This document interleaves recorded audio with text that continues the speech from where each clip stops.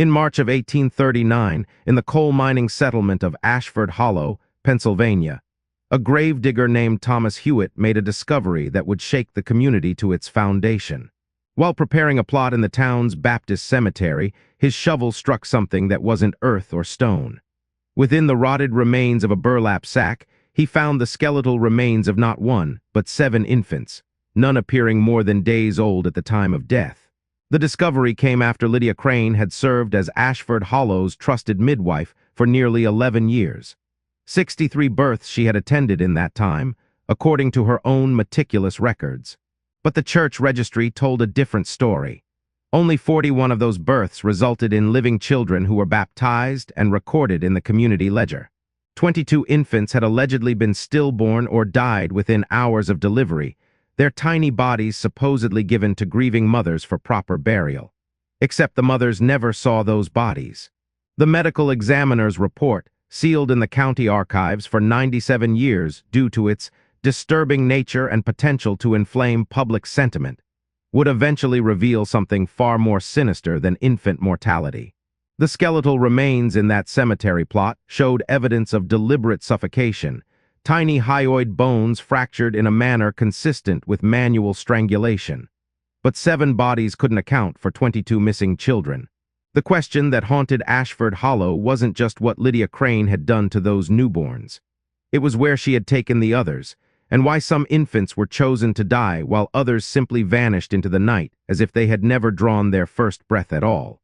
Before we continue with Lydia Crain's dark legacy, if this story intrigues you, or more accurately, if it sends that particular chill down your spine that only the darkest corners of true history can provide, I need you to do something for me right now. Click that subscribe button below this video. Hit the notification bell because this channel goes places that most history books refuse to tread. We're not here for sanitized versions of the past. We're here for the truth, no matter how disturbing it might be. And here's something I want to know. Tell us in the comments what state or city you're watching from. Because stories like Lydia Crain's didn't just happen in one isolated Pennsylvania hollow. These horrors occurred across this nation, in small towns and growing cities alike, hidden behind closed doors and respectable reputations. Someone watching right now might be sitting in a town with its own buried secrets, its own Lydia Crain, lost to deliberately forgotten history. This content isn't for everyone. It's only for the bravest among you, the true mystery seekers who understand that the most terrifying monsters in human history didn't hide under beds. They knocked on front doors with smiles on their faces and offers of help. Now let's descend deeper into Ashford Hollow, into a world where trust became a weapon and respectability provided the perfect cover for unspeakable acts. Ashford Hollow in 1828 was hardly more than an ambitious name for what amounted to a coal camp that had grown too large to abandon. Situated 17 miles northeast of Pittsburgh in Allegheny County, the settlement sprawled along Blackstone Creek in a narrow valley where the hills pressed close enough to keep the place in shadow for most of winter days. The population hovered around 340 souls, nearly all of them dependent on the Ashford Mining Company in one capacity or another. These were hard people living hard lives. Miners descended into the earth before dawn and emerged after dusk, their lungs slowly filling with coal dust, their bodies aging in double time. Their wives took in laundry, kept vegetable gardens in the rocky soil, and raised children in company-owned houses that leaked when it rained and let in the cold when winter settled over the valley like a gravestone. Medical care was scarce and expensive. The nearest qualified physician, Dr. Edmund Richter, maintained his practice in Millville, a half-day's journey by wagon over roads that became impassable in bad weather. He visited Ashford Hollow twice monthly if the community was fortunate, once monthly when winter made travel treacherous. This is where Lydia Crain found her opportunity. She arrived in Ashford Hollow in late 1827, a widow of 31 years with references from a physician in Harrisburg attesting to her skill in midwifery and herbal medicine. She was handsome rather than beautiful, with dark hair always pinned severely back and gray eyes that seemed to look through you rather than at you. She dressed in plain, dark clothing appropriate to her widowhood, and spoke with the clipped precision of someone educated beyond her station. The mining company's administrator, Charles Thornton, personally endorsed her settlement in the community. His own wife had suffered through a difficult pregnancy before Lydia's arrival, attended only by elderly women whose knowledge was based on tradition rather than training. Thornton saw in Lydia Crain a mark of civilization, evidence that Ashford Hollow was becoming a proper town rather than a temporary camp. He convinced the company to provide her with a small house near the center of the settlement, rent-free, in exchange for her services to the community. It was a modest structure, 2 rooms with a root cellar, but it had glass windows, a luxury in Ashford Hollow, and a sturdy door with a lock. Lydia accepted with appropriate gratitude and set about establishing herself as indispensable. She treated fevers and set broken bones. She prepared tinctures for sleeplessness and poultices for infections. When old Mr. Garrett developed a persistent cough that Dr. Richter's remedies couldn't cure, Lydia's special tea brought him relief. When Sarah Mitchell's monthly pains grew so severe she couldn't work, Lydia's herbal preparation eased her suffering. But it was childbirth where Lydia truly made herself irreplaceable. In a community where women gave birth in quick succession, large families were an economic necessity when child mortality ran high and extra hands meant survival. A skilled midwife was worth her weight in the coal that powered the region. Lydia attended her first birth in Ashford Hollow in January 1828, delivering a healthy boy to Martha Donnelly after a labor that lasted 18 hours. The grateful husband paid her $2, nearly a week's wages. More valuable than the money, however, was the reputation she began to build. She was calm in crisis, knowledgeable about complications, and most importantly, she succeeded where crude methods might have failed. By the end of her first year in Ashford Hollow, Lydia Crain had attended 14 births. 13 resulted in healthy infants. 1 was stillborn, or so she claimed. No one questioned it. Stillbirths and infant deaths were tragically common. The mother, Elizabeth Kerr, was so weakened by blood loss that she barely remembered the delivery. Lydia told her the child had been born blue and breathless, that she had tried everything in her power to revive the infant, but God had other plans. Elizabeth's husband buried a small bundle wrapped in cloth in the cemetery. Lydia had prepared it herself, staying with Elizabeth while the grief-stricken father went to dig the grave. She insisted on this kindness, sparing the mother from having to prepare her dead child's body. The community thought it showed remarkable compassion. It was, in fact, the beginning of a system that Lydia Crain would perfect over the next decade, a system that required the community's complete trust and that trust's inevitable companion, the willingness to look away from anything that might disturb the comfortable narrative of Lydia as their devoted caretaker. Why was discovery delayed for so long? Because Ashford Hollow needed Lydia Crain.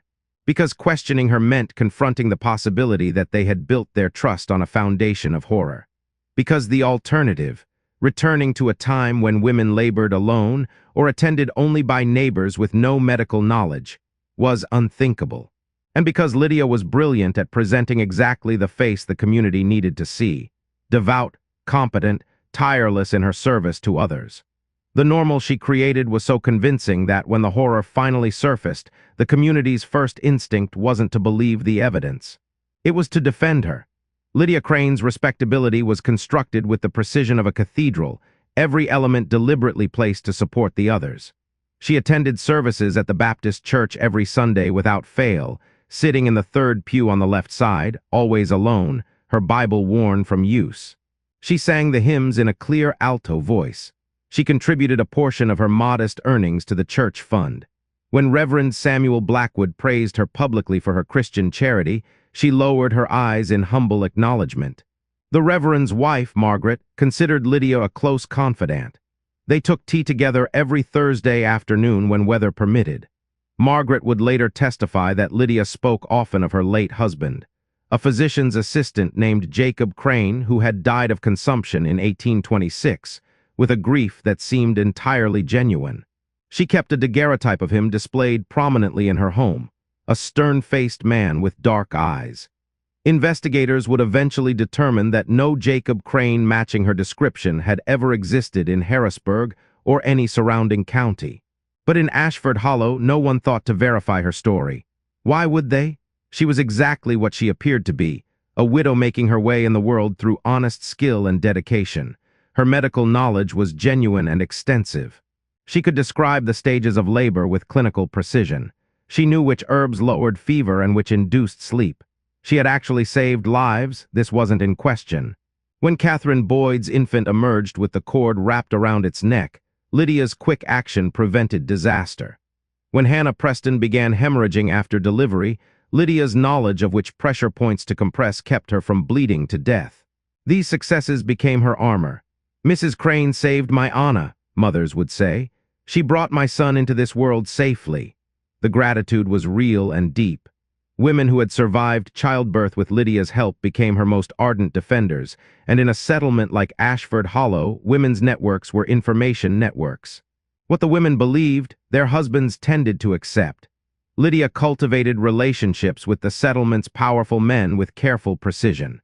Charles Thornton, the mining company administrator, kept at a respectful distance while ensuring he heard regular reports of her successful deliveries and medical treatments. His endorsement had given her entry to Ashford Hollow. His continued approval protected her position. She sent him written reports quarterly detailing the births she'd attended and the general health conditions of the settlement, reports that suggested a conscientious medical professional documenting her work. Those reports were masterpieces of deception. Each stillbirth or infant death was noted with appropriate medical terminology and sorrowful commentary about the fragility of life in such harsh conditions. She blamed poor maternal nutrition, previous maternal health problems, prematurity, and congenital defects. Every explanation was medically plausible. None could be easily disproven.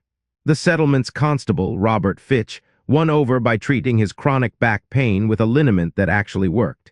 He was a simple man, more suited to breaking up tavern fights than investigating complex crimes. Lydia ensured he saw her as an ally in maintaining community health and order. Dr. Edmund Richter, the physician from Millville who visited monthly, presented a more complex challenge. When they first met in early 1828, Richter reviewed her credentials with professional skepticism.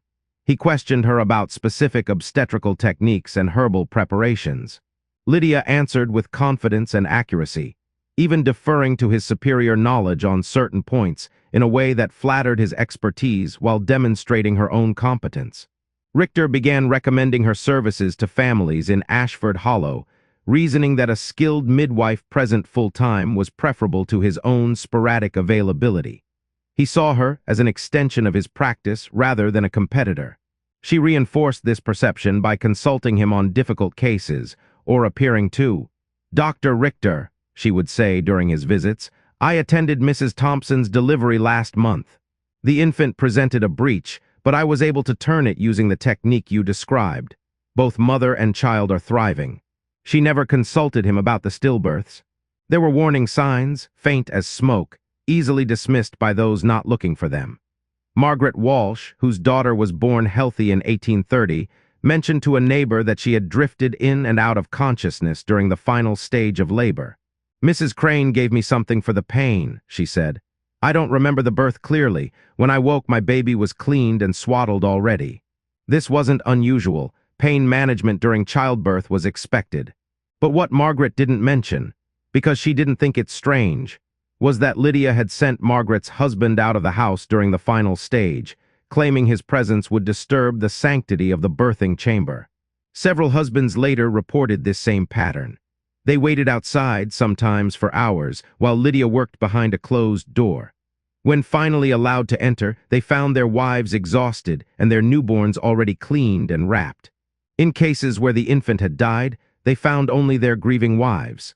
Lydia had already prepared the tiny body for burial, wrapped so thoroughly that viewing the child was impossible. "I wanted to see her," John Pritchard would later testify, speaking of the daughter Lydia claimed had been stillborn in 1831. "I wanted to see my girl's face. But Mrs. Crain said the babe's appearance would haunt me, that she was malformed in ways that would cause nightmares. She said I should remember my daughter as God intended her to be, not as the cruel circumstances of birth had made her." He had accepted this explanation. They all had. Another pattern went unnoticed. Lydia showed particular interest in unwed mothers and women whose pregnancies would cause scandal. When 17-year-old Anne Crowley became pregnant by a man who refused to marry her, bringing shame on her family, It was Lydia who offered to attend the birth privately, away from judgmental eyes. The baby was stillborn, Lydia reported. Anne, devastated by grief and shame, left Ashford Hollow shortly after to live with distant relatives. When Martha Hendricks, a married woman, became pregnant while her husband was away working on the railroad for 8 months, Lydia attended that birth as well. Premature, she declared, too weak to survive. The tiny body was buried quickly. Martha's husband returned to find his wife recovered and no infant. The dates were close enough that questions went unasked. These weren't the cases that concerned the community. These were problems solved, scandals avoided, embarrassments buried with Christian discretion. Lydia positioned herself as a keeper of women's secrets, a guardian of reputations. This role made her powerful and made women reluctant to question her, even when instinct whispered that something was wrong. Because who would believe them? And what were they questioning, really? A woman's vague unease. A father's frustrated desire to see a child Lydia claimed was too damaged to view. The coincidence that more babies seemed to die under Lydia's care than in the old days. Infant mortality was high everywhere. Everyone knew this. Losing a child was a tragedy, but it was common, normal, and Lydia Crain had saved so many. Surely that outweighed the inevitable failures, the cases where even her skill couldn't overcome God's will or nature's cruelty. This was the deception, not that she was a monster pretending to be human, but that she was both simultaneously. The good she did was real. The evil she committed was hidden inside that good like a worm in an apple, invisible until you bit deep enough to find it. By 1835, 7 years into her residence in Ashford Hollow, Lydia Crain was untouchable. She had become woven into the fabric of the community so thoroughly that removing her would have torn the whole structure. She attended births. She treated illnesses. She kept secrets. She mourned the dead infants with tears that seemed genuine. And in the darkness of her small house with its glass windows and sturdy locked door, she maintained records that would eventually reveal the full scope of her systematic horror. A ledger with 2 sets of entries, one for the community and one for herself, written in a cipher that investigators would spend months decoding. But that discovery was still 4 years away. First, someone had to notice the pattern. Someone had to be brave enough or foolish enough to voice suspicion. Someone had to look at the trusted midwife and see not a benefactor but a predator.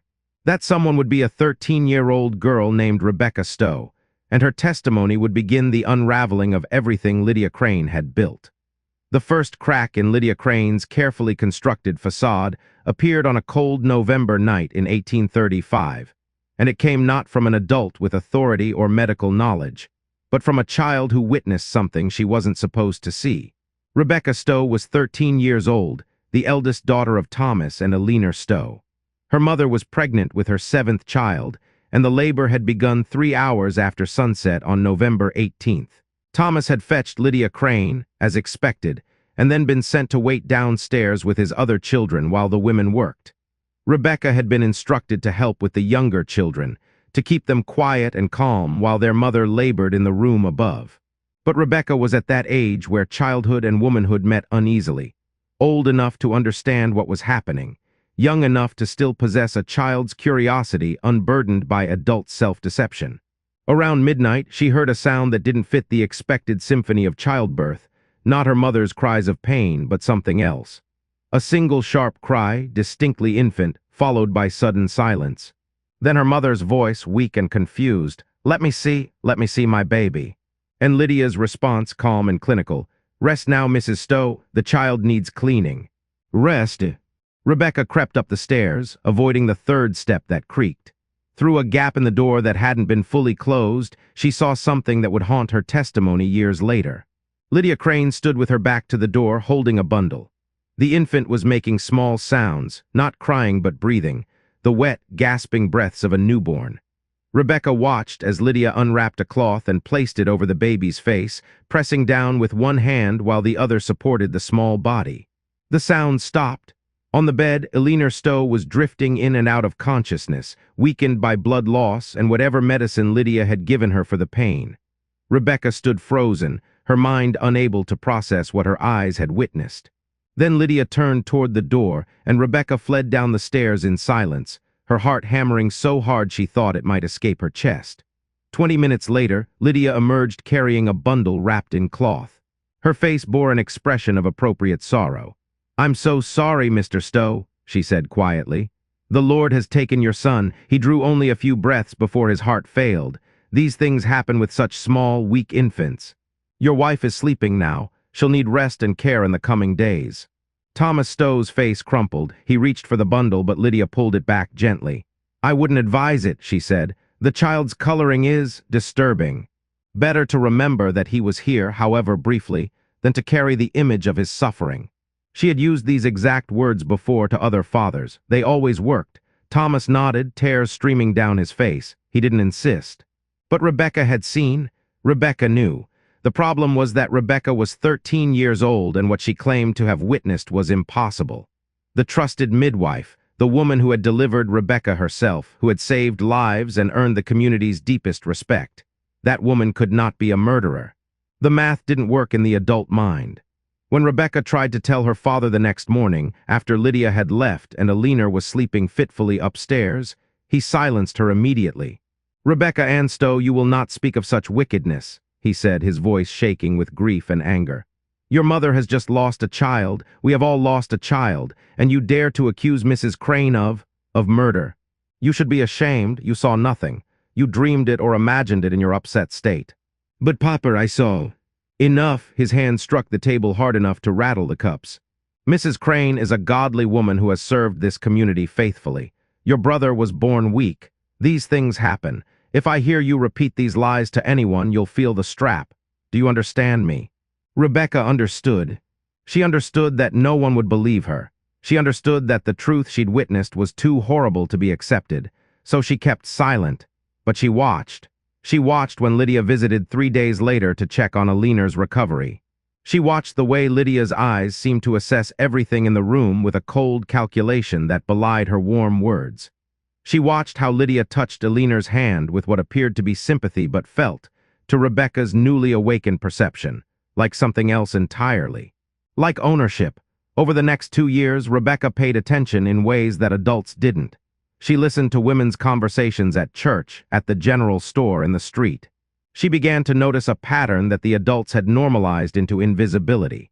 Mrs. Crain attended approximately 6 births per year. At least 2 of those births, sometimes 3, resulted in stillborn infants or newborns who died within hours. That was a mortality rate of 30 to 40%. Rebecca didn't know statistics, but she knew it seemed wrong. She remembered the old days before Lydia Crain, when her mother's friends had attended each other's births. There had been deaths, yes, but not so many, not so often. She mentioned this observation carefully to her mother in the spring of 1837 while they were preparing vegetables for dinner. "Mama, do you think it's strange that so many babies die when Mrs. Crain delivers them?" Alina's hands paused in their work. For a moment, Rebecca thought she saw something flicker across her mother's face, doubt, perhaps, or recognition. But then Alina shook her head firmly. "Mrs. Crain attends the difficult births, Rebecca, the women with complications. That's why the deaths seem more frequent. She's actually saved many who would have died otherwise." "But how do we know which births would have been difficult before she?" "Rebecca," her mother's tone ended the conversation. "I won't hear this. Mrs. Crain delivered you safely. She's tried to save your brother and couldn't. I'll not have you disrespect her." The second incident that began to shift the foundation of belief occurred 6 months later, in October of 1837, and it involved someone the community couldn't easily dismiss. Dr. Edmund Richter arrived in Ashford Hollow for his monthly visit on October 12th. His first call was to the Brennan household, where Patricia Brennan had given birth 4 days earlier. Lydia had attended the delivery and reported a healthy baby girl. When Dr. Richter examined the infant, he found her thriving, but he noticed something unusual. On the infant's neck were 2 small marks, faint bruises just below the jawline on either side. "Mrs. Brennan, did the child have a difficult delivery?" he asked. "Was there any need for forceful extraction?" Patricia shook her head. Mrs. Crain said it was one of the easiest births she'd attended. Little Mary came quickly and cried immediately. Dr. Richter examined the marks more closely. They were positioned exactly where fingers would press if someone were attempting to strangle an infant, thumb on one side of the throat, fingers on the other. But they were faint, not severe enough to have caused serious harm. faint enough to suggest that pressure had been applied briefly and then stopped. He said nothing to Patricia Brennan, but he made a note in his medical journal that evening. Unexplained bruising on infant Brennan. Pattern consistent with manual pressure to throat. Query with Elsie Ray, delivery complications not reported. When he encountered Lydia the next morning at the general store, he inquired about the Brennan delivery. "Oh yes, little Mary," Lydia said with a smile. "A perfect birth, Dr. Richter, no complications at all." "I noticed some bruising on the infant's neck," he said, watching her face carefully. Lydia didn't hesitate. "Ah, yes." The cord was loosely wrapped around the neck when she emerged. "Nothing dangerous, but I had to manipulate it carefully to remove it. The bruising must have occurred then. I should have mentioned it to the mother, but I didn't want to cause unnecessary alarm when the child was otherwise perfectly healthy." It was a plausible explanation. The cord around the neck was common. Bruising from its removal was possible, but something in Lydia's too-ready answer troubled Dr. Richter. He began, for the first time in 9 years, to review his own records of Ashford Hollow with a more critical eye. That evening, he sat in his room at the boarding house where he stayed during his Ashford Hollow visits and compiled a list of all the births Lydia had attended since her arrival. He noted outcomes: healthy births, stillbirths, infant deaths within hours or days of delivery. The numbers disturbed him. 22 deaths out of 63 births over 9 years. A mortality rate of nearly 35%. In his own practice in Millville, covering a larger population with similar living conditions, his infant mortality rate was approximately 15%, still tragically high, but half of what Lydia was reporting. He knew that midwives often attended the most difficult cases, which could skew the numbers. He knew that Ashford Hollow's harsh conditions, poor nutrition, dangerous work, limited medical care, contributed to higher mortality. But 35%? Dr. Richter was a cautious man, not given to wild speculation. He didn't immediately conclude that Lydia Crain was killing infants, but he did conclude that something required investigation. He decided to pay closer attention during his visits, to review births more thoroughly and to ask more questions. His decision came too late for some, but it would eventually save others. The third incident, the one that would finally break open the truth, occurred on a frigid January night in 1839. Sarah Dennison went into labor with her first child on January 23rd. She was 19 years old, healthy, and the pregnancy had proceeded normally. Her husband, Michael, had fetched Lydia Crain as soon as the contractions began in earnest. Sarah's sister, Ruth, had come to help. Ruth was 22, married herself, but not yet with child. She had assisted at births before and expected to be part of the process. But Lydia insisted on privacy. "I work best without distraction," she told Ruth and Michael. "Women's work is best done by women alone, without nervousness from a hovering family. Wait downstairs. I'll call you when the child is born." Ruth was reluctant but obeyed. She and Michael sat in the front room, listening to Sarah's cries from above, waiting for the sound that would signal a successful birth. Hours passed. The cries grew weaker, then stopped altogether. Then came a baby's cry, strong and lusty, the sound of healthy lungs. Ruth started to rise, but before she could reach the stairs, Lydia appeared at the top, her face grave. "I'm so sorry," she said. "The baby girl was born alive but with severe deformities. She lived only moments. Mrs. Dennison is asking for you, Ruth. She needs her family now." Ruth rushed upstairs and found Sarah weeping, still in the birthing bed, weak and shaking. "Where is she?" Sarah sobbed. "Where's my baby? Let me hold her." "Mrs. Crain said she was deformed," Ruth said gently, holding her sister, "that she died quickly." "I heard her cry." Sarah's voice rose to a scream. "I heard my baby cry. She was alive. Where is she?" Lydia entered the room carrying a small bundle. "Mrs. Dennison, you're distraught." "Yes," the child cried, a reflex, nothing more. Her lungs filled once, but her heart couldn't sustain life. "I know you want to see her, but truly I advise against it. The malformations." "Show me my daughter." Sarah's voice carried a note of command that surprised everyone, including herself. Lydia hesitated. In that hesitation, Ruth saw something flicker across the midwife's face. Fear. "If you insist," Lydia said finally, "but please understand that what you see will haunt you." She began to unwrap the bundle slowly, as if giving Sarah time to change her mind. But before she could fully reveal the infant's face, Ruth noticed something that made her blood freeze. The baby's hand, visible at the edge of the wrapping, was pink and warm-looking. not the bluish gray of death. The fingers were slightly curled, perfectly formed. "Wait," Ruth said sharply. "Let me see." She moved toward Lydia and the midwife stepped back, clutching the bundle. "This isn't appropriate," Lydia said. "The child is deceased. Let me prepare the body properly for." Ruth lunged forward and grabbed the bundle from Lydia's arms. She unwrapped it completely. The infant was perfect, no deformities at all. And she was breathing shallow, labored breaths, but breathing nonetheless. "She's alive," Ruth whispered. Then louder, "She's alive, Michael, Michael, get Dr. Richter now." Michael thundered up the stairs, saw the breathing infant in Ruth's arms, and ran out of the house without bothering to grab his coat.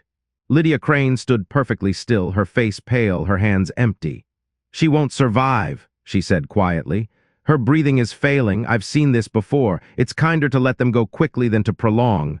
"Get out," Sarah said from the bed, her voice cold and clear. "Get out of my house." For a moment, Lydia didn't move. Then she gathered her medical bag with slow, deliberate movements and walked down the stairs and out into the January night. The baby girl survived. Dr. Richter, roused from sleep and brought to the Dennison house within the hour, examined her thoroughly and found nothing wrong except mild hypothermia, consistent with having been kept somewhere cold. When he asked Ruth to repeat exactly what had happened, and she described Lydia's claim of death and deformities while the infant lay breathing in the bundle, Dr. Richter's face went white. He returned to his boarding house and retrieved his records. Then he went to Constable Fitch's home and woke him. "Robert," he said, "I need you to listen very carefully to what I'm about to tell you. And then I need you to help me gather evidence before anyone has a chance to destroy it." By dawn, Constable Fitch, Dr. Richter, and Charles Thornton were standing outside Lydia Crain's house with a legal writ authorizing search of the premises. They knocked, no answer. They knocked again, louder, still nothing. Constable Fitch broke down the door. The main room was empty. So was the bedroom.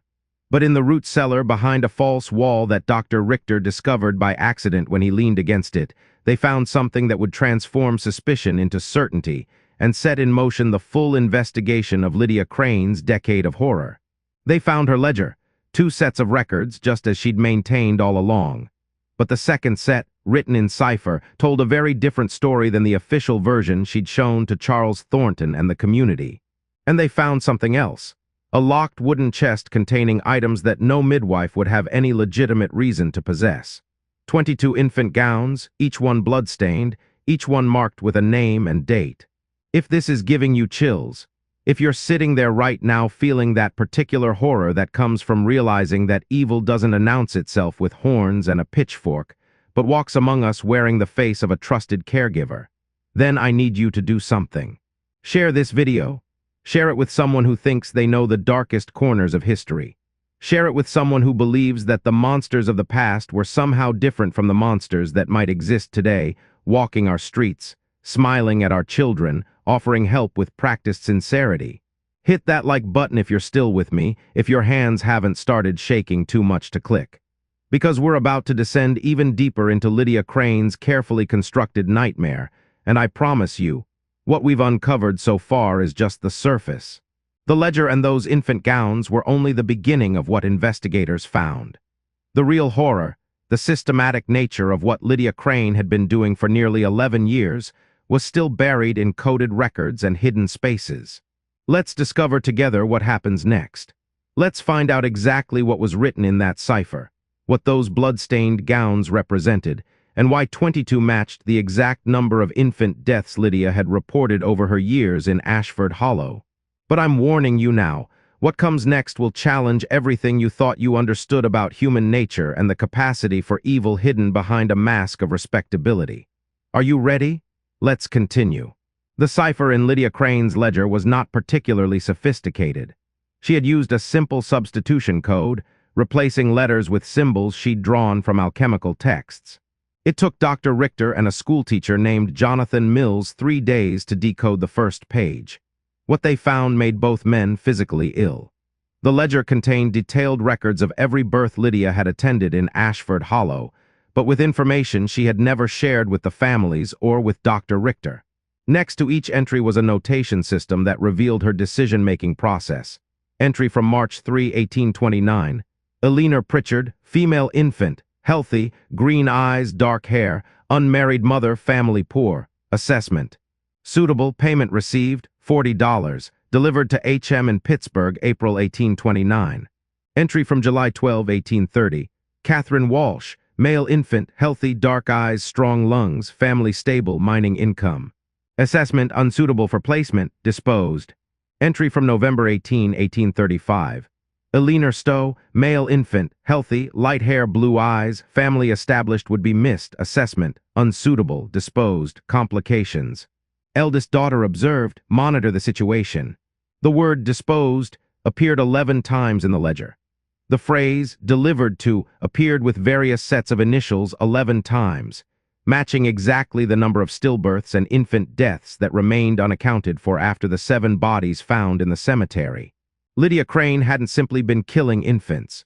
She had been running a black market adoption operation, stealing healthy newborns from their mothers and selling them to wealthy families unable to have children of their own.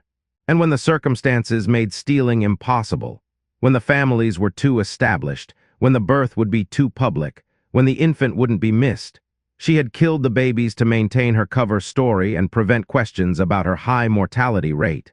The ledger revealed her methodology with clinical precision. She had drugged mothers during the final stages of labor using a tincture she'd developed herself, a combination of laudanum and a stronger opiate she obtained through contacts in Pittsburgh. The dosage was carefully calibrated to induce a twilight state where the mother experienced the birth but couldn't fully remember it, where reality and dream blurred into uncertain memory. In this drugged state, she would show the mother a glimpse of the infant, just enough to confirm that a child had been born. Then she would take the baby away for cleaning and make her assessment. Suitable infants, those born to poor families, unwed mothers, or situations where a death wouldn't draw too much scrutiny, were sedated with a smaller dose of the same tincture. Within hours, while the mother slept, Lydia would take the infant to her home and keep it in a padded drawer in her root cellar. The drawer was lined with cloth to muffle any cries. She would then wrap a bundle of rags approximately infant-sized and return to the family with the news of death. The bundle was never unwrapped. Fathers were discouraged from viewing it with claims of deformity or disturbing appearance. The bundle would be buried while the actual living infant remained hidden in Lydia's root cellar, kept alive with a wet nurse arrangement she'd established in Pittsburgh, until the transaction could be completed.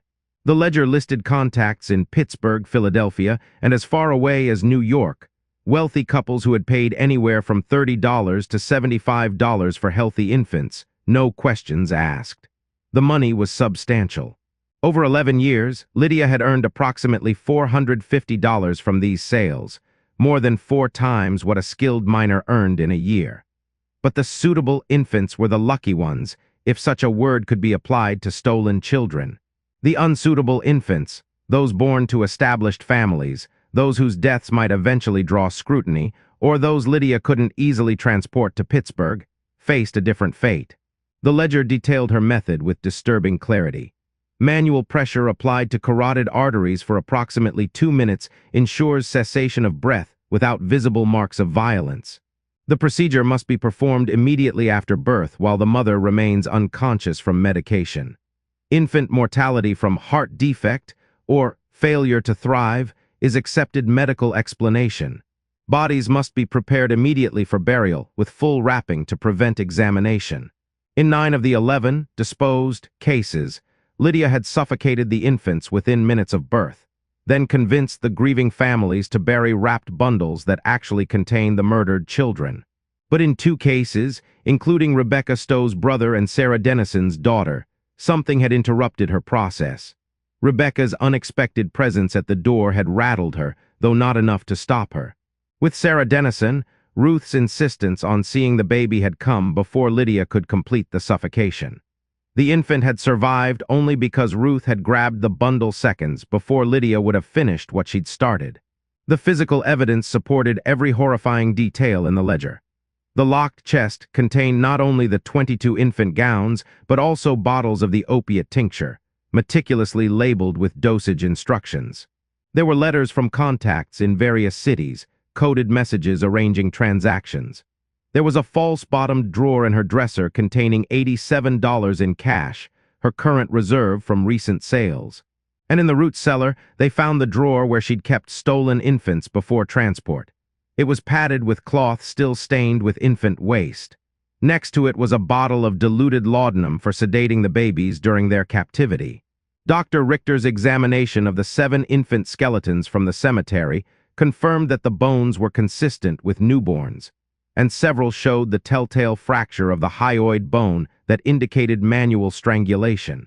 The bodies had been buried without coffins, wrapped only in burlap, in a corner of the cemetery that Lydia had specifically requested for stillborn infants and unbaptized souls, a location that received little foot traffic and less attention.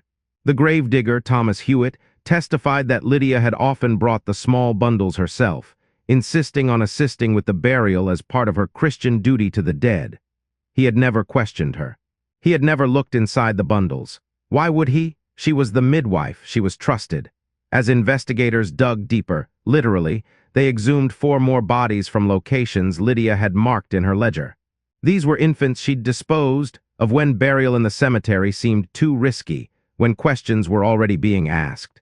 She'd buried them on her own property, in the woods behind her house, marking the locations in her coded ledger with symbols that looked like botanical sketches but were actually grave markers. 11 dead infants recovered. 11 living children were stolen and sold. 22 crimes against 22 families who had trusted her completely. But the investigation revealed something even more disturbing than the scope of Lydia's crimes. When Dr. Richter began the process of attempting to recover the stolen children, contacting authorities in Pittsburgh and other cities where Lydia had sold infants, he discovered that her operation was not unique. The Pittsburgh contact listed in her ledger as HM was identified as Harold Matheson, a lawyer who specialized in private adoptions. When authorities raided his office, they found records of transactions with 7 different midwives and physicians across Pennsylvania and neighboring states, representing dozens of stolen infants sold to wealthy families over a 15-year period. Matheson claimed he had believed the infants were legitimate orphans or children given up voluntarily by destitute mothers. The claim was transparently false. No legitimate orphan pipeline would require coded messages and cash payments hidden in ledgers. But it demonstrated the broader network in which Lydia had operated. She was not an isolated monster. She was part of a system. The families who had purchased the stolen children from Ashford Hollow presented another horrifying complexity. When authorities tracked down the 11 infants Lydia had sold, they found them being raised in comfortable homes by couples who appeared to genuinely love them. The children ranged in age from a few months to 10 years old. They had names given by their adoptive parents. They had lives, identities, attachments. Returning them to their biological families in Ashford Hollow, families who believed these children had died years earlier, would mean ripping them from the only parents they'd ever known and giving them to strangers who lived in poverty in a coal mining settlement. The courts would eventually decide that the children should be returned to their biological parents, but the process would take years and inflict trauma on everyone involved. Some of the biological parents, after learning their children were alive, chose not to reclaim them, believing the children would have better lives with their adoptive families. Others fought desperately for the return of the babies they'd been told were dead. Eleanor Pritchard, the unwed mother whose infant daughter had been the first Lydia sold, received notification in 1840 that her child was alive and had been living with a wealthy merchant family in Philadelphia. The daughter, now 11 years old and named Charlotte, didn't remember Eleanor and spoke with the refined accent of her adoptive class. The reunion was documented by a court clerk. The girl showed no recognition of her birth mother and appeared frightened by the shabby woman who wept and tried to embrace her. The birth mother retreated in evident distress. Later, she stated that she would not pursue custody, as the child was already lost to her. The horror of Lydia Crain's crimes extended beyond the murders and thefts themselves. It metastasized into ongoing trauma, fractured families, impossible moral questions, and the realization that some damages could never be repaired. But perhaps the most disturbing element in the entire investigation was the discovery of Lydia's personal diary, found in a hidden compartment beneath a floorboard in her bedroom. The diary was not written in cipher. It was written in plain English, in a neat, controlled hand, and it revealed the psychology of a woman who understood exactly what she was doing and felt no remorse whatsoever. Selected entries painted a portrait of chilling rationality. June 1828. The care infant was my first. I had not intended it, but the opportunity presented itself so perfectly that it seemed a sin to waste it. The mother was unconscious from blood loss. The father was weak-willed. The infant was healthy and would fetch a good price. I realized at that moment that I had been given a gift, the trust of these people, combined with their ignorance and their desperate need for my services. It would be foolish not to use it. March 1831. I have developed a philosophy regarding my work. These people live in squalor, breeding children they cannot adequately feed or educate. When I place an infant with a wealthy family, I am improving that child's circumstances immeasurably. The birth parents suffer, yes, but their suffering is temporary and they are accustomed to loss. The child gains a lifetime of comfort and opportunity. By this calculation, I am performing a service. November 1835. The Stowe boy had to be disposed of. The family is too prominent, the father too assertive. He would have demanded to see the body, and my usual precautions would not have sufficed. Better to eliminate one than to risk exposure that would end my access to all the others. This is simply practical mathematics. The eldest daughter observed something, I fear, but she is a child and children are not believed when they speak against adults. Still, I must be more careful. January 1839. The Denison situation has forced my hand. I grew too confident, too careless. I should have ensured the sister was sent away before I made my final assessment of the infant. Now everything I have built is at risk. If they search my home, they will find evidence I cannot explain away. I must leave Ashford Hollow tonight before dawn. I have funds hidden in Pittsburgh. I can begin again elsewhere, more carefully this time. The work is too important to abandon. This final entry was dated January 24, 1839. The day after the incident with Sarah Denison's baby, the day the authorities searched her home. But Lydia Crain never made it to Pittsburgh. She had fled into the January night without adequate clothing, possibly in panic, possibly believing she could reach the city before authorities organized a pursuit. The temperature that night dropped to 12 degrees Fahrenheit. Her body was found 3 days later, frozen to death in a ravine approximately 6 miles from Ashford Hollow. She had fallen, broken her leg, and been unable to continue. The cold had claimed her slowly. In her pocket was a leather pouch containing $87 in cash, the same amount that had been in her false-bottomed drawer. She had grabbed the money but left behind the ledger and diary that would expose her completely. Even in death, Lydia Crain provided a final horror. The coroner's examination revealed that she was 4 months pregnant. There was no record of a husband or romantic relationship in Ashford Hollow. The father of the child remained unknown. Some in the community whispered that it was divine justice. The woman who had stolen and murdered so many infants had died carrying one of her own. Others saw it as a final mystery, another secret Lydia had kept, another layer of deception in a life built entirely on lies. The records of her crimes were sealed in 1840 by court order, deemed too disturbing for public consumption and too likely to inflame vigilante sentiment against midwives and medical practitioners.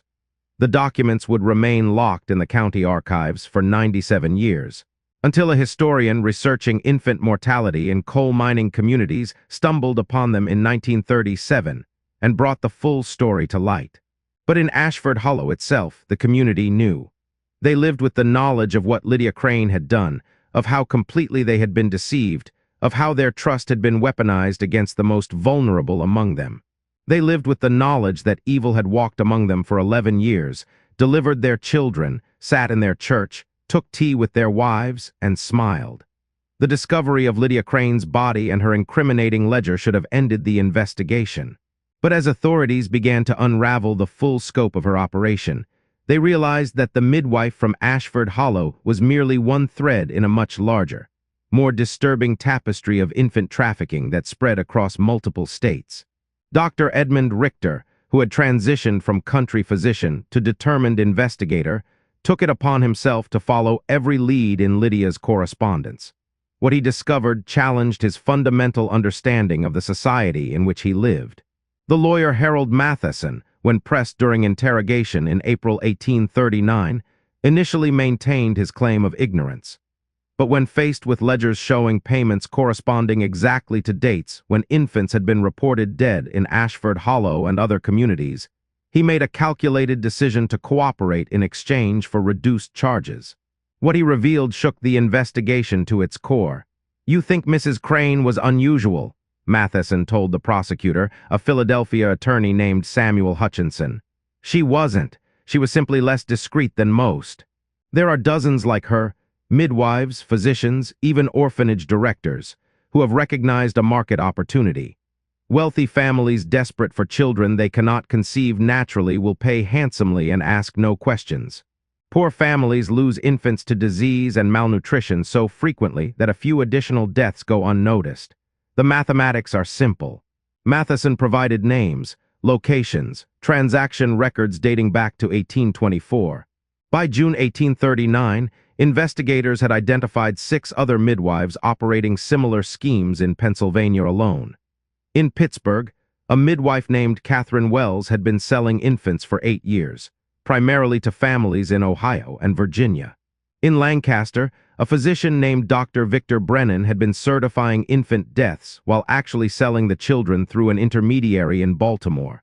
The scope was staggering. Conservative estimates suggested that over 150 infants had been stolen and sold through this network in Pennsylvania between 1824 and 1839. Nationally, the number could have been in the thousands, though documentation was incomplete and many records had been deliberately destroyed. But the investigation faced immediate and powerful resistance. The families who had purchased stolen children were not impoverished criminals. They were wealthy merchants, lawyers, physicians, and politicians, people with resources and connections. When authorities began attempting to reclaim stolen children, these families fought back with expensive legal representation and political pressure. In Harrisburg, the state capital, legislators who had themselves adopted children through private arrangements began quietly blocking funding for the investigation. Newspaper editors received visits from prominent citizens requesting that coverage of the scandal be minimized to avoid public panic and the disruption of legitimate adoption practices. Dr. Richter received his first direct threat in July 1839. He found it slipped under his door at his Millville practice, a single sheet of paper with a message written in block letters. "PHYSICIANS who involve themselves in political matters often find their LICNSES REVOKED. CONCRNS have been raised about your competence. Perhaps it would be wise to focus on your patients rather than historical INCID and TS that cannot be undone." The message was unsigned, but the implication was clear. People with power wanted the investigation to end. Constable Robert Fitch from Ashford Hollow received a more direct approach. Charles Thornton, the mining company administrator who had originally sponsored Lydia Crain's settlement in the community, called him to his office in August 1839. "Robert," Thornton said, his tone carefully measured, "you've done your duty in uncovering Mrs. Crain's crimes. The woman is dead. Justice, such as it is, has been served. But this continued investigation is damaging Ashford Hollow's reputation. Families are afraid to seek medical care. Pregnant women are terrified. The mining company has received inquiries from Pittsburgh newspapers wanting to interview residents about the baby stealing scandal. This publicity will destroy us. Mr. Thornton, there are families who deserve to know." "What?" "That their dead children might be alive somewhere, raised by strangers who will never give them back. What mercy is that?" Thornton leaned forward, his voice hardening. "The company has been good to you, Robert. Your position as constable is funded by company money. It would be unfortunate if budget constraints required eliminating that position." Fitch walked out of the meeting with his employment threatened and his conviction shaken. He was a simple man who had stumbled into a conspiracy far larger than he could manage. He had no legal training, no political connections, no resources to fight back against the forces arrayed against the investigation. But Dr. Richter was more stubborn and better positioned. He had documented everything meticulously. He had copies of Lydia's ledger, diary entries, and correspondence. He had secured statements from families in Ashford Hollow. And he had sent duplicates of all evidence to a colleague in Philadelphia, a physician named Dr. Marcus Chen who taught at the medical college and had connections to reform movements concerned with child welfare. When the threats intensified, Dr. Richter did something that the powerful interests trying to suppress the investigation hadn't anticipated. He went public. In September 1839, the Philadelphia Medical Journal published an article titled "Systematic Infant Trafficking in Pennsylvania Coal Country," a case study in criminal midwifery. The article, authored by Dr. Richter and Dr. Chen, detailed Lydia Crain's operation without naming the families who had purchased stolen children, but it provided enough specifics to make the scope of the crime undeniable. The publication caused an immediate scandal. Other medical journals republished the article. Reform-minded newspapers picked up the story. Women's advocacy groups, still in their infancy but growing in urban centers, began demanding legislative action to regulate midwifery and create oversight for adoptions. The powerful interests trying to suppress the investigation now faced a public relations crisis. Attempting to silence Dr. Richter at this point would only confirm the allegations and suggest a cover-up at the highest levels of Pennsylvania society. The investigation was allowed to continue, but it faced constant obstruction. Court orders demanding the return of stolen children were delayed or modified. Records from Matheson's office mysteriously disappeared before they could be fully cataloged. Witnesses who had agreed to testify about their involvement in the trafficking network suddenly recanted their statements or left the state. One witness, a woman named Margaret Hollies who had worked as a wet nurse for Lydia Crain, caring for stolen infants before they were transported to Pittsburgh, was found dead in her home in October 1839. The official cause of death was listed as heart failure, but Dr. Richter's examination of the body revealed bruising consistent with suffocation, the same method Lydia had used to kill infants. No investigation into Margaret Hollies' death was ever opened. The magistrate who declined to pursue the case had received a substantial donation to his re-election campaign from a businessman whose family had adopted a child through Harold Matheson's services. As the investigation deepened, it revealed not just criminal activity, but a fundamental corruption in the systems meant to protect vulnerable children. Orphanages that were supposed to provide temporary shelter for destitute children were discovered to be selling infants to wealthy families for administrative fees that sometimes exceeded $100 per child. County clerks responsible for recording births and deaths were found to have accepted bribes to falsify records, creating paper trails showing infant deaths when the children had actually been sold.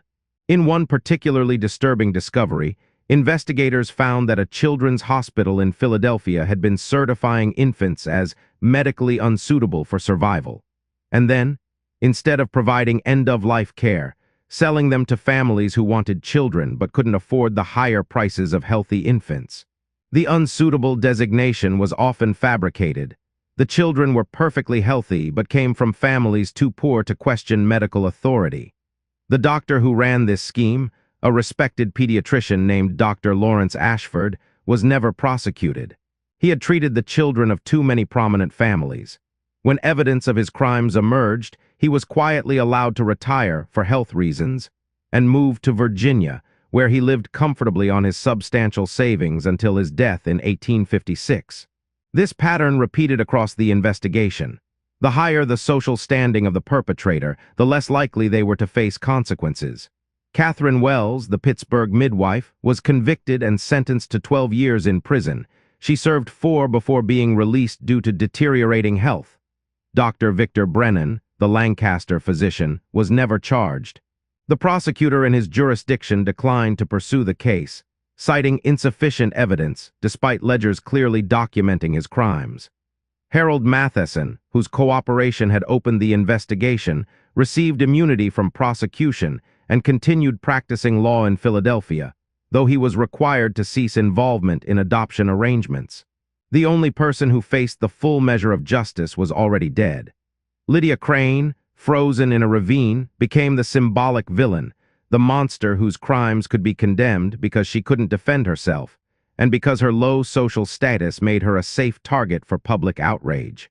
But the investigation did achieve some victories, particularly in uncovering additional victims and reuniting some families with children they'd believed dead.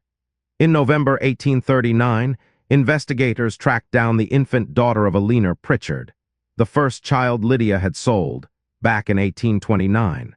The girl, now 10 years old and named Charlotte by her adoptive family, was located in Philadelphia. Eleanor, who had spent a decade believing her daughter had died at birth, was notified. The reunion was arranged through the courts. Eleanor traveled to Philadelphia, her first time leaving Ashford Hollow, to meet the daughter who didn't know her. A court clerk documented the encounter. Miss Charlotte presented as a well-mannered child of obvious education and refinement. She wore a blue dress of quality fabric and spoke with careful diction. Her birth mother, Mrs. Pritchard, appeared overwhelmed and could barely speak. When informed that Mrs. Pritchard was her true mother, Miss Charlotte became distressed and asked for her real mother, meaning the adoptive mother who had raised her. Mrs. Pritchard attempted to embrace the child, who pulled away in fear. The meeting lasted less than 10 minutes before all parties agreed to terminate the interaction.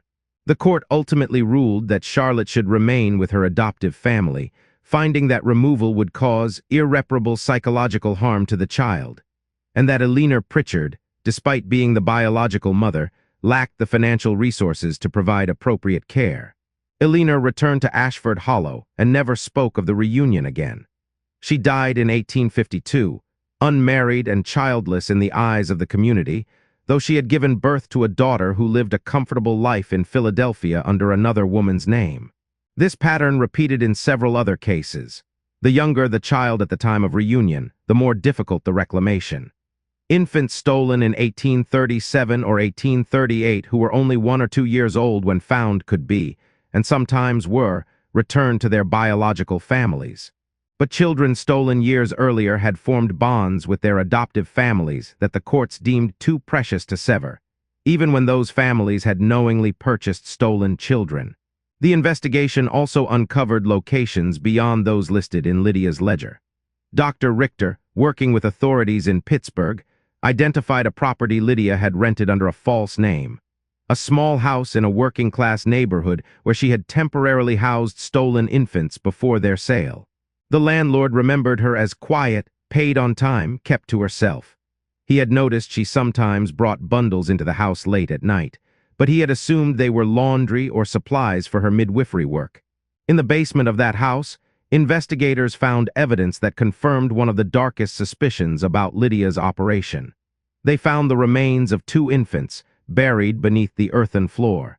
These were children who didn't appear in Lydia's ledger at all, not as disposed, and not as delivered to contacts. They were unrecorded, unknown, stolen from families whose identities couldn't be determined because Lydia had kept no record of them. Dr. Richter theorized that these were infants who had died in Lydia's care before they could be sold. Perhaps from the sedatives she used to keep them quiet. Perhaps from neglect during the days or weeks she kept them in her root cellar awaiting transport. Rather than risk questions about infant deaths in Pittsburgh, where she wasn't known as a midwife, she had simply buried the bodies and erased any evidence they had existed. How many more unrecorded victims were there? The question haunted Dr. Richter for the rest of his life. Lydia had operated for 11 years. The ledger covered that period, but only for Ashford Hollow. What had she done before arriving there? The references from a physician in Harrisburg that had secured her position turned out to be forged. The physician in question had never heard of Lydia Crain. Where had she come from? What was her real name? Had there been other communities before Ashford Hollow, other victims who would never be accounted for? The investigation could provide no answers.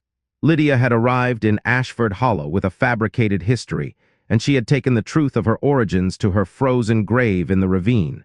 By early 1840, the investigation had reached the limits of what it could accomplish against institutional resistance, missing records, and the passage of time. Dr. Richter compiled a final report documenting 22 confirmed victims from Ashford Hollow, 11 stolen, and 11 murdered, plus an additional 63 confirmed cases of infant trafficking through the broader network Lydia had been part of, with estimates of potentially hundreds more unconfirmed cases. The report concluded with a recommendation that would prove prophetic. Without systematic regulation of midwifery, mandatory recording of births and deaths, and oversight of adoption practices, these crimes will continue. The current system relies entirely on trust. And as the case of Lydia Crain demonstrates, trust is not sufficient protection against those who would exploit it for profit or pathological satisfaction. But meaningful reform would take decades.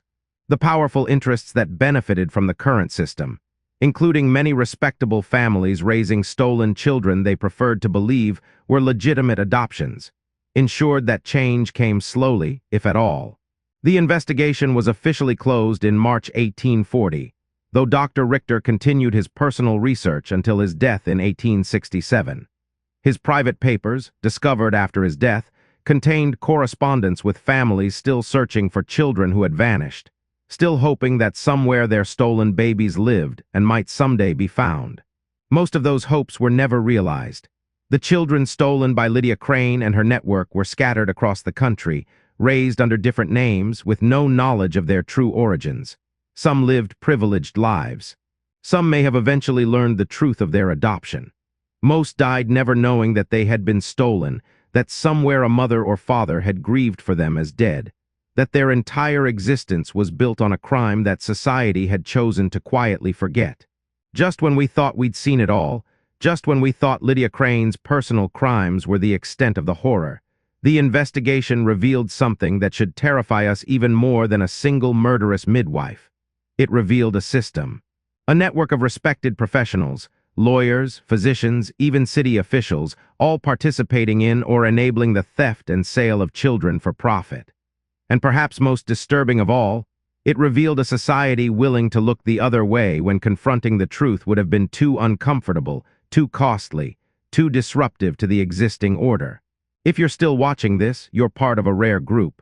You're someone who doesn't look away when history shows us its darkest face. You're someone who understands that we learn nothing by sanitizing the past, by pretending that evil only existed in distant times or foreign places. Share this video before it's too late, and I mean that literally. There are forces even today that would prefer certain historical truths remain buried.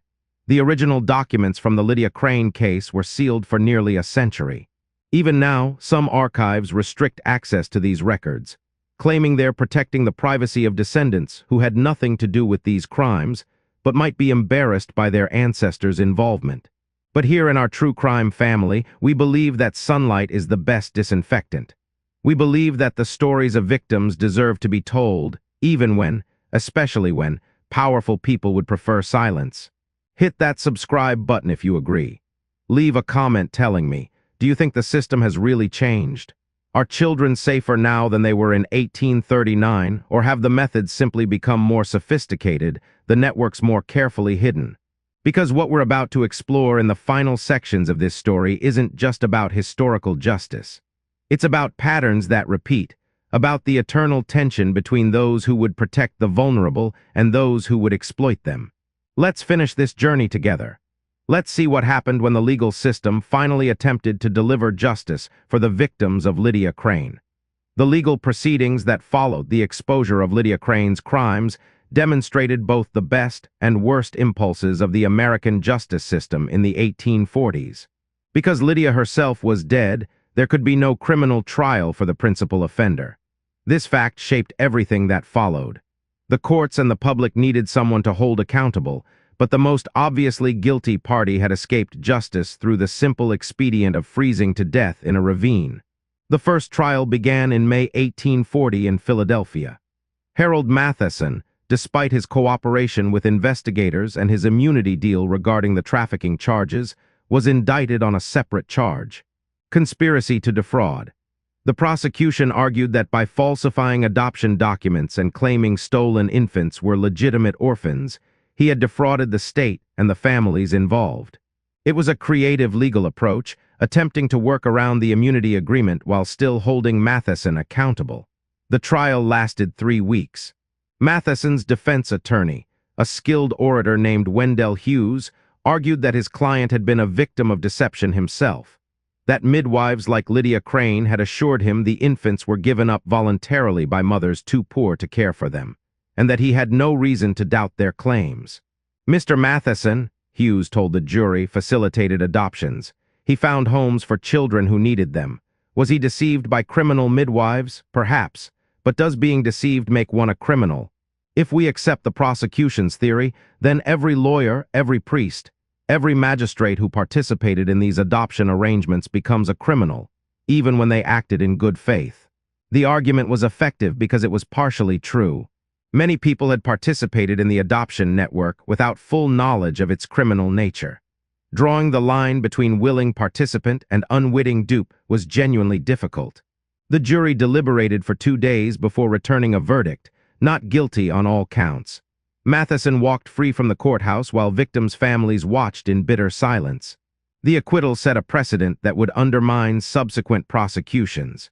If the lawyer who coordinated the network couldn't be convicted, how could anyone else connected to it be held responsible? Catherine Wells, the Pittsburgh midwife who had sold infants through Matheson's services, was tried in June 1840 on charges of kidnapping and murder. The evidence against her was substantial. Her own ledgers documented the theft and sale of 23 infants over 8 years, and the disposal of 5 others who couldn't be profitably sold. But Wells had something Lydia Crain never possessed: resources for a vigorous defense. Her attorney argued that the infants Wells had recorded as disposed were genuine stillbirths or deaths from natural causes, and that her ledger entries were simply poor record-keeping rather than evidence of murder. As for the stolen children, he argued that Wells had genuinely believed she was helping destitute mothers who wanted their children to have better lives, and that she had received only modest compensation for her assistance, not the larger sums the prosecution claimed. The defense brought forward character witnesses, including several prominent Pittsburgh families whose children Wells had delivered, legitimately, with no evidence of trafficking. They testified to her skill, dedication, and moral character. The prosecution struggled to counter this testimony because the biological parents of Wells's victims, coal miners, factory workers, and domestic servants, made poor witnesses by the standards of the time. They were poorly educated, spoke with thick accents, and appeared unsophisticated compared to the refined character witnesses the defense presented. Moreover, several biological parents had made the difficult decision not to testify, unable to face the emotional trauma of discussing children they'd believed dead, and who were now being raised by other families. Their absence from the courtroom was used by the defense to suggest that the prosecution's case was weaker than claimed. The jury convicted Wells on 3 counts of kidnapping and acquitted her of all murder charges. She was sentenced to 12 years in prison, a substantial sentence for the time, but far less than the death penalty the prosecution had sought. She served only 4 years before being released in 1844 due to deteriorating health, a health condition that didn't prevent her from living another 18 years, dying peacefully in her daughter's home in 1862 at the age of 71. Dr. Victor Brennan, the Lancaster physician who had certified false infant deaths while selling the living children, was never tried at all. The prosecutor in Lancaster County, a man named Thomas Whitmore, declined to bring charges, stating publicly that the evidence was insufficient to secure conviction and that pursuing the case would be a waste of taxpayers' resources. Privately, according to correspondence discovered decades later, Whitmore had received significant pressure from influential citizens who had adopted children through Brennan's services. One letter written by a state legislator to Whitmore was blunt: "Prosecuting Brennan serves no one. The man has agreed to cease his adoption activities. The children in question are well placed and thriving. Pursuing this matter will only create scandal and trauma for innocent families. I trust you will exercise appropriate discretion." Whitmore exercised discretion. Brennan retired from medicine in 1841 and lived quietly in Lancaster until his death in 1853. The pattern was clear. The higher the social status of the perpetrator, the less likely they were to face meaningful consequences. The actual midwives and low-level participants, people like Catherine Wells, received some punishment, though lighter than their crimes warranted. The lawyers, physicians, and facilitators with connections to wealth and power escaped justice almost entirely. But there were some victories, small and partial though they were. The case of Sarah Dennison, whose infant daughter had been saved from Lydia Crain by Ruth's intervention, resulted in significant legal precedent. When another family attempted to claim custody of a different stolen infant based on their years of care and attachment, Denison's attorney successfully argued that biological parentage should take priority over adoptive possession when the adoption was based on fraud or theft. The ruling established that stolen children should be returned to their biological families regardless of the time elapsed or the quality of care provided by the adoptive parents. This principle, though imperfectly applied, became important in several subsequent custody battles. Rebecca Stowe, the 13-year-old girl whose testimony had been dismissed by her father but had ultimately proven accurate, became an unlikely advocate for child welfare. As an adult, she worked with reform organizations attempting to regulate midwifery and establish oversight for adoption practices. She testified before the Pennsylvania legislature in 1851, describing what she had witnessed in her mother's birthing room that November night in 1835. "I did not believe then," she told the legislators, "because I was a child and because the truth I spoke was too horrible to accept. But being difficult to believe does not make something false. We must create systems that do not rely solely on trust, because trust can be weaponized by those who understand how to exploit it."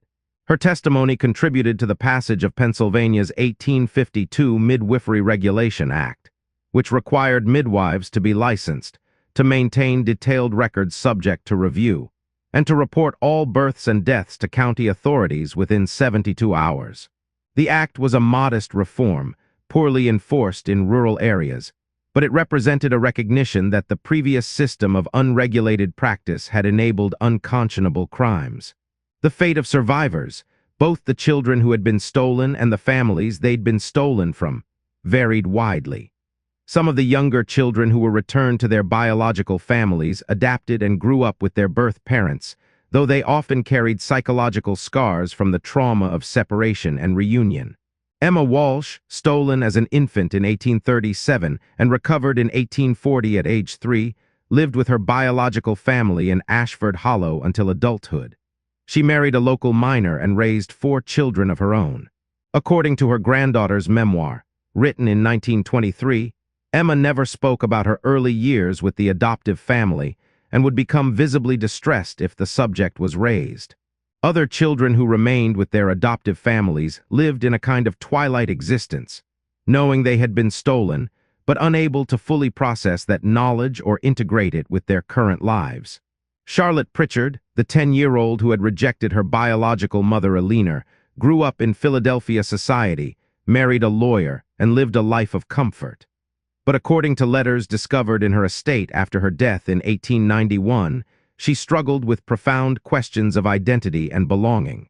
In an 1867 letter to a friend, Charlotte wrote, "I know intellectually that Mrs. Pritchard was my mother, that I was born in Ashford Hollow to a poor unwed girl who believed me dead. But when I close my eyes and think mother, it is Mrs. Henderson I see, the woman who raised me, who taught me to read, who brushed my hair and sang to me. Was she a criminal for keeping me knowing I was stolen? Or was she simply a woman who wanted a child and trusted the lawyer who said adoption was legal? I cannot reconcile these competing truths. I cannot be both the stolen infant and the cherished daughter.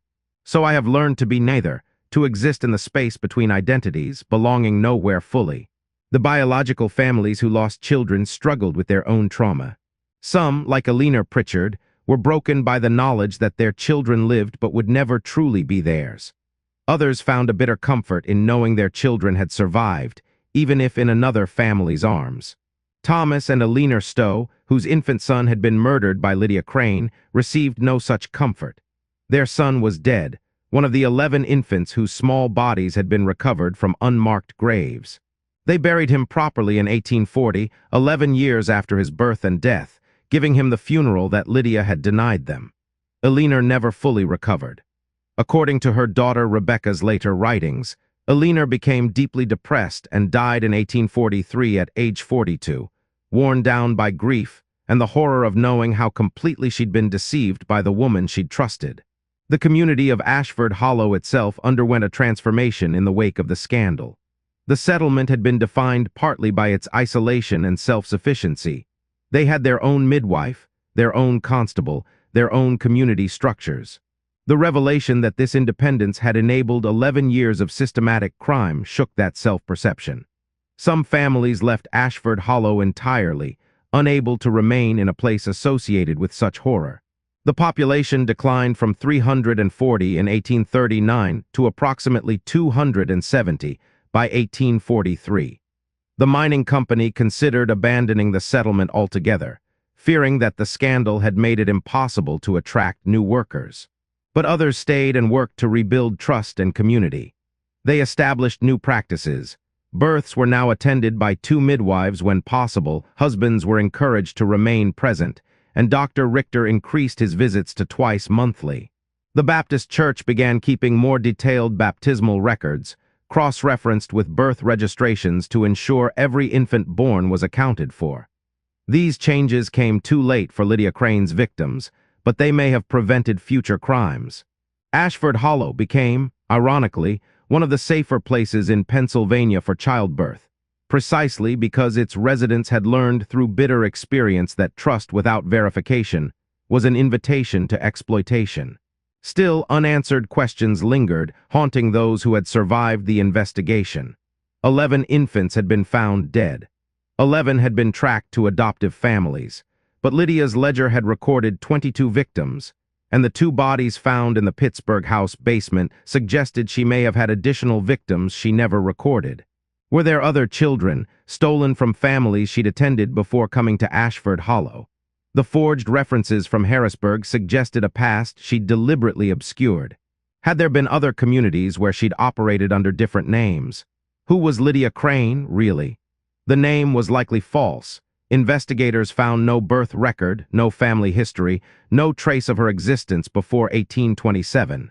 The photograph of her supposed late husband was eventually identified as a stock image sold by a daguerreotype studio in Philadelphia, available to anyone who wanted a portrait of a fictional relative. Everything about her was fabrication, and with her death, the truth of her origins and her full scope of her crimes died too. The final, most disturbing unanswered question was one that Dr. Richter raised in his private journals but never publicly voiced.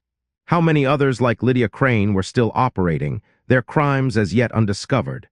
The investigation had exposed a network, but it had been unsystematic, dependent on the lucky accident of Ruth grabbing a bundle that should have contained a dead baby but held a living one instead. How many other bundles had been buried without examination? How many other midwives maintained dual ledgers? How many other lawyers facilitated transactions they knew or suspected were criminal? Dr. Richter estimated, based on the number of participants in the network they'd discovered, that for every case they'd uncovered, 5 more remained hidden. If accurate, that suggested hundreds of stolen children and dozens of murdered infants across Pennsylvania alone in the 1830s. No one wanted to hear this estimate. It was too large, too horrible, too accusatory of a society that preferred to believe Lydia Crain was an aberration rather than a symptom of systemic failure. So the investigation closed. The records were sealed. The cases that could be resolved were resolved, and the rest were left to fade into uncomfortable history. Justice, such as it was, had been served. It was incomplete, unsatisfying, and deeply inadequate to the scope of the crimes. But it was all that the system of 1840 was willing or able to provide. The case of Lydia Crain forces us to confront uncomfortable truths about human nature and the societies we construct to protect, or fail to protect, the most vulnerable among us.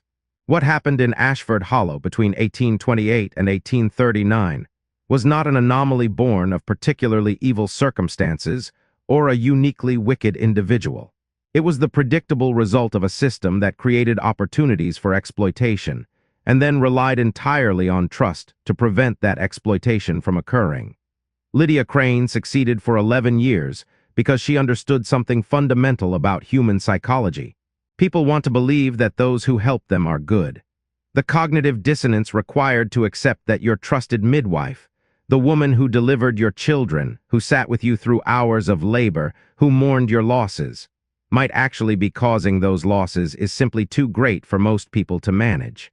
This is why the warning signs were dismissed. This is why Rebecca Stowe wasn't believed when she reported what she'd witnessed. This is why families accepted Lydia's explanations about malformed infants they shouldn't view, about stillbirths that required immediate burial, about deaths that were tragic but natural. The alternative, accepting that they had invited a predator into their most intimate moments, that their trust had been weaponized against their own children, was psychologically unbearable. The broader society failed these families in predictable ways that echo through history to our own time. The medical profession failed by not establishing adequate oversight or requiring verified credentials. Lydia's references from Harrisburg were never checked. Her methods were never reviewed. Dr. Richter, despite being a conscientious physician, didn't question her unusually high mortality rate until events forced him to examine it critically. Professional courtesy and the assumption of competence allowed her to operate without scrutiny. The legal system failed by creating no mechanisms to verify that infants reported dead had actually died, that bodies buried were actually the bodies claimed. The word of a midwife was sufficient. No death certificates were required. No examination by qualified physicians was mandated. The bureaucratic gaps were large enough to hide dozens of bodies. The economic system failed by creating such desperate inequality that stealing children from the poor to give to the wealthy became profitable.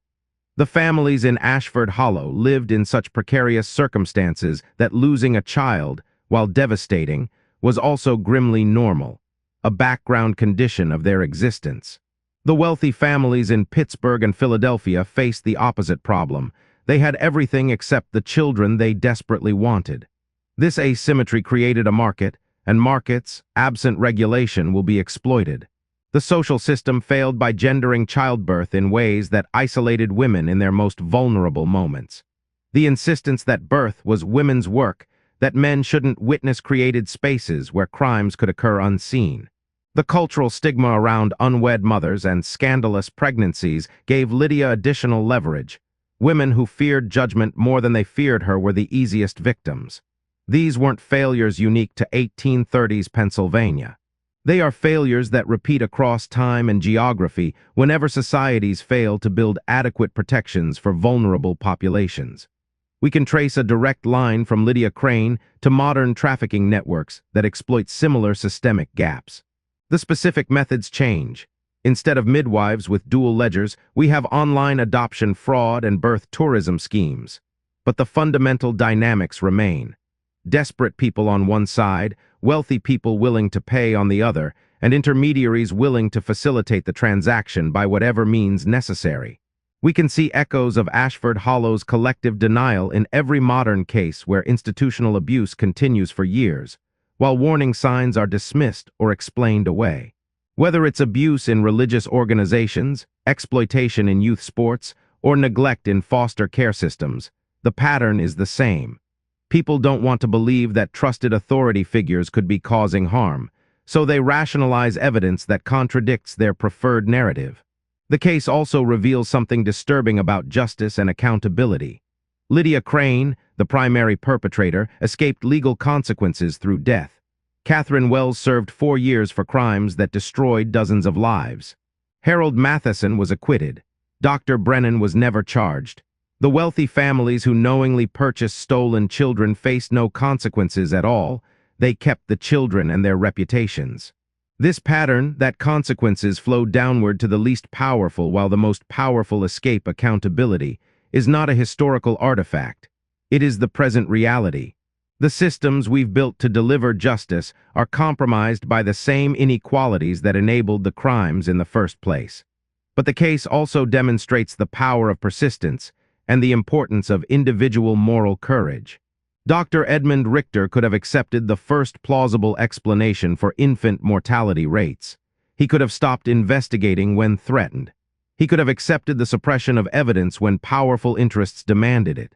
Instead, he documented everything, made copies, went public, and forced a reckoning that the powerful would have preferred to avoid. Rebecca Stowe could have remained silent after her father dismissed her testimony. Instead, she watched, noticed patterns, and eventually became an advocate for systemic reform. Her willingness to speak truth that adults didn't want to hear contributed to legal changes that protected future children. Ruth Dennison could have accepted Lydia's claim that the infant was dead and deformed. Instead, she trusted her own observations, grabbed the bundle, and discovered the breathing baby whose rescue unraveled everything Lydia had built. These individual acts of courage didn't deliver perfect justice. They didn't undo the trauma inflicted on victims. They didn't recover all the stolen children or punish all the perpetrators. But they disrupted a system that would have continued operating indefinitely without intervention. The legacy of Lydia Crain is therefore dual. It is both a warning and an instruction. The warning is that evil rarely announces itself. It comes wearing the face of respectability, offering help, earning trust, and exploiting that trust systematically. It operates in the gaps between what we want to believe and what is actually true. It persists because confronting it requires us to acknowledge our own failures of perception and judgment, which is psychologically painful. The instruction is that protection of the vulnerable requires more than good intentions. It requires systems with built-in verification, mandatory reporting, independent oversight, and consequences for violations that actually deter misconduct.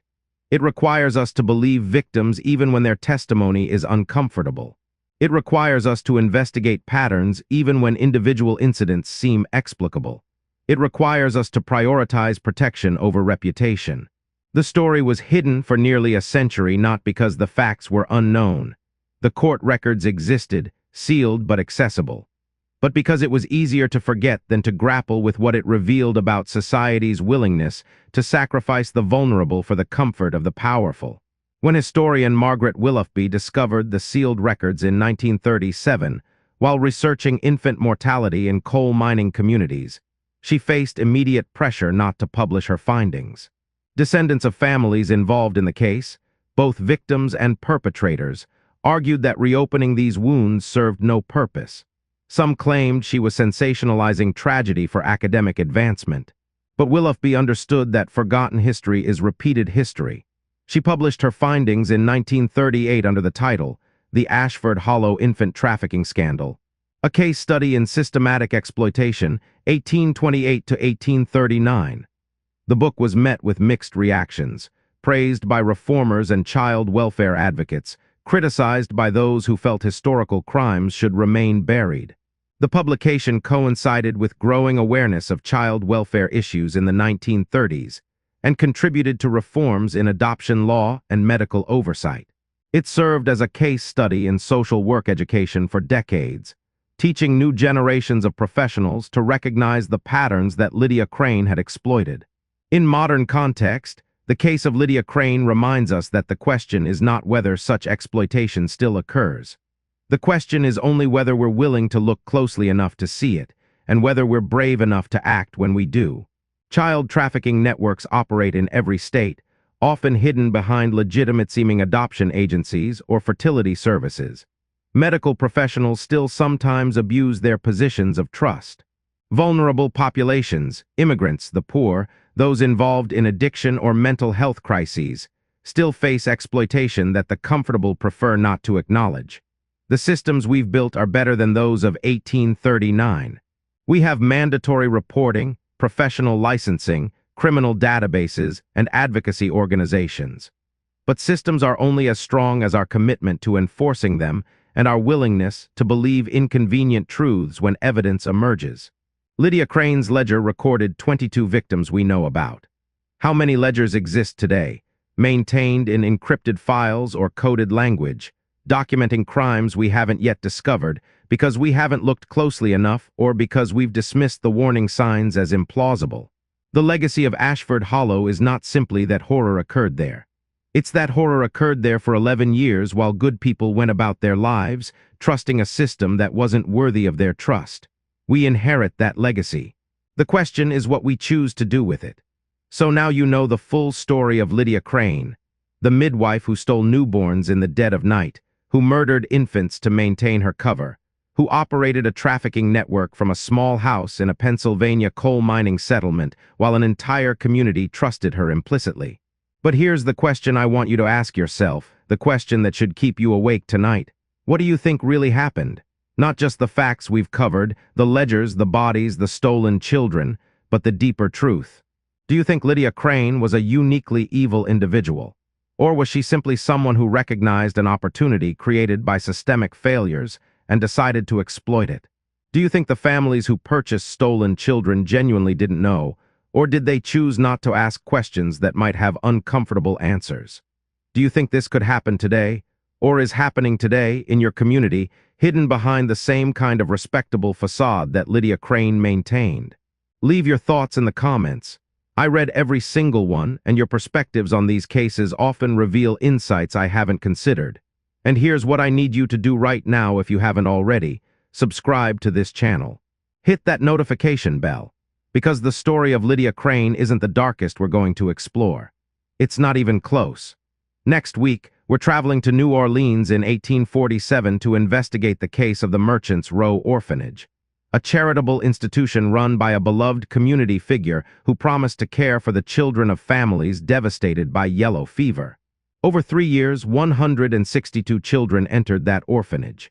Only 47 came out alive. What happened to the others? The answer involves medical experimentation, an underground market for bodies, and crimes so systematic that when they were finally discovered, the city's elite conspired to bury the evidence rather than face the scandal. If you thought Lydia Crain was disturbing, the Merchants Row case will shatter everything you thought you knew about institutional evil in 19th century America. But I can only tell that story if you're here to listen. If you're brave enough to hear it. If you're part of this community that refuses to let history's victims be forgotten just because their stories are uncomfortable. Thank you for being here. Thank you for having the courage to watch this entire video, to confront the reality that evil often wears a trusted face, and that the systems we trust to protect us sometimes enable the very harm they're meant to prevent. The truth is dark, but darkness can only be fought by those willing to witness it, to name it, and to refuse to look away. I'll see you in the next investigation. Stay vigilant, stay questioning. And remember, the monsters are rarely the ones we expect them to be.